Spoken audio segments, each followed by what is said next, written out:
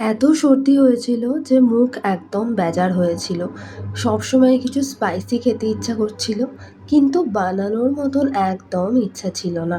সোহম যেন আমার মনের কথাটা বুঝতেই পারল, তাই ফোন করে বলল, আজকে কিছু বানাতে হবে না, আমি খাবার নিয়ে আসছি। এমনিতে আমি ঝাল কিছু খেতে পারি না, তাই ওকে আবার মেনশন করে দিই, যাই আনো সেটা একটু ঝাল ঝাল নিয়ে আসবে। তারপর দেখি এই কেএফসির খাবারগুলো নিয়ে এসছে। ছিল একটা রাইস বোল, একটা স্পাইসি মেয়ো বার্গার, আর ছিল চিকেন ড্রামস্টিক।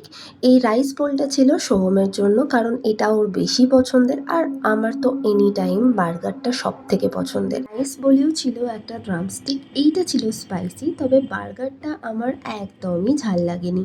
হয়তো অন্য সময় হলে ঝাল লাগতো, তবে এখন আমি ঝাল বুঝতে পারিনি। হ্যাঁ, তবে এই ড্রামস্টিকগুলো কিন্তু ছিল বেশ ঝাল ঝাল। খেয়ে যা বুঝলাম, এটা অন্য সময় হলে হয়তো আমি খেতেই পারতাম না, কিন্তু এখন এটা আমার বেশ ঝাল ঝাল লেগেছে। এক কথায় দারুণ।